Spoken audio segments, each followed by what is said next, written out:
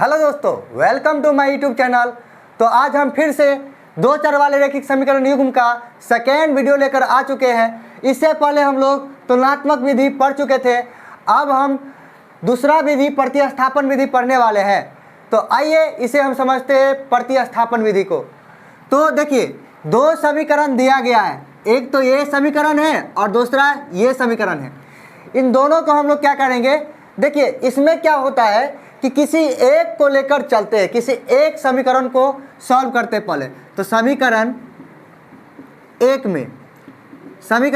में गए हैं, इसको सबसे पहले सॉल्व करेंगे।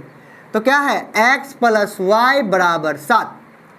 देखिए, या तो x का मान या फिर y का मान इसमें निकालना होता है। पहले x का मान या तो y का मान किसी एक को रखिए और दूसरे समीकरण में प्रतिस्थापित कीजिए। जैसे देखिए, x का मान रखते हैं, बाकी सभी को दूसरे साइड ले जाइए, बराबर के दूसरे साइड ले जाएंगे तो y प्लस में तो दूसरे साइड जाएगा तो माइनस में हो जाएगा। तो यहाँ पर देखिए x बराबर आ गया 7 - y, इसको मान लेते हैं समीकरण 3।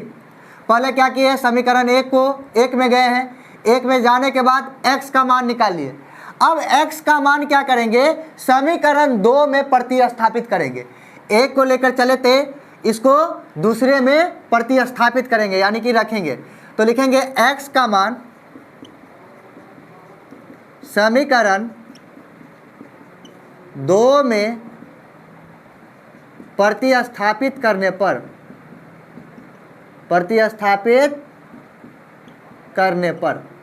तो देखिए 2 में इसे प्रतिस्थापित कर रहे हैं। 2 क्या है, x - y = 3। तो 2 का जो है x - y = 3 है। तो यहाँ पर देखिए x का मान रखना है। x का मान क्या है, 7 - y है, तो लिखेंगे 7 - y। और x का मान यहाँ पर हम रख दिए, तो यहाँ पर क्या बच गया, -y और बराबर 3। तो देखिए यहाँ से क्या आ जाएगा, 7 - y -y, तो माइनस में 2y बराबर 3। 7 को हम उस साइड भेज देते हैं, -2y बराबर 3 - 7। तो यहाँ से -2y बराबर हो जाएगा, 3 में से 7 गया तो माइनस में 4 बचेगा। और देखिए y के साथ -2 गुणा में है, दूसरे साइड भेजेंगे तो भाग में जाएगा। तो y बराबर हो जाएगा -4 बट्टा में -2, माइनस माइनस कैंसिल, 2 दूना 4। तो इसीलिए y का मान कितना आ गया, 2। अब देखिए y का मान क्या चीज़ में रखेंगे, समीकरण 3 में, या तो एक में भी रख सकते हैं, 2 में, लेकिन इसको सॉल्व करना पड़ेगा। यहाँ पर ऑलरेडी x बराबर दिया गया है, तो इसमें रख देंगे तो y का मान रख देंगे तो x का मान ऑलरेडी आ जाएगा। इसीलिए यहाँ पर लिखेंगे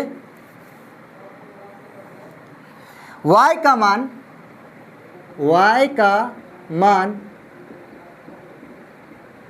समीकरण किस में रखे, 3 में रखने पर। तो देखिए 3 क्या है समीकरण, x बराबर 7 - y दिया हुआ है, तो लिखेंगे x बराबर 7 - y। यहाँ पर देखिए x का मान निकालना है, y का मान दिया गया है, कितना है, 2, निकाल चुके हैं पहले। तो यहाँ से x बराबर कितना हो जाएगा, 7 में से 2 गया तो 5 हो जाएगा। तो यहाँ पर x और y का मान आ चुका है, तो लिखेंगे अतः x बराबर 5, y बराबर 2। यही इसका क्या हो जाएगा, आंसर। इससे पहले भी हम ये सवाल बना चुके हैं पहला वीडियो में, और वहाँ पर भी x का मान 5 आया था, y का मान 2 आया था। चाहे किसी भी विधि से आप बनाइए, x और y का मान सेम ही आएगा। तो देखिए, और सवाल सेम होना चाहिए। तो यहाँ पर देखिए इसको हम जांच करते फिर से, जांच। देखिए पहले वाला वीडियो में हम ऊपर वाला लिए थे समीकरण, इसमें नीचे वाला समीकरण ले रहे हैं। x - y बराबर 3 दिया गया है। देखिए इस साइड वाला को हम लोग बोलते हैं, देखिए बायां हाथ है इसीलिए बोलते हैं लेफ्ट हैंड साइड, और ये दायां वाला भाग है इसीलिए इसको बोलेंगे राइट हैंड साइड। ठीक है। अब देखिए यहाँ पर हम इसको लेकर चलेंगे, इसमें मान रखेंगे, क्या ये 3 के बराबर आ रहा है, यदि 3 के बराबर आ जाएगा इसका मतलब हम जो यहाँ पर जो निकाले हुए हैं एक्स और वाई का मान वो मेरा क्या होगा, सही होगा। तो लिखते हैं LHS बराबर, LHS में क्या दिया हुआ है, x माइनस वाई। तो देखिए x कितना दिया हुआ है 5, y कितना दिया हुआ है 2, 5 में से 2 गया तो 3। तो देखिए यहाँ पर LHS को तोड़ने के बाद इस साइड को तोड़े हैं तो ये इसके बराबर आया है, बिल्कुल आया है। इसका मतलब मेरा जो आंसर है वो बिल्कुल सही है। तो विश्वास करते हैं, आशा करते हैं कि आपको ये वीडियो भी अच्छा से समझ में आया होगा और ये जो विधि है दूसरा प्रतिस्थापन विधि ये भी समझ में आया होगा। तो अब हम तीसरा विधि लुप्तीकरण विधि जो काफ़ी इम्पोर्टेंट है उसको अगले वीडियो में समझने वाले हैं।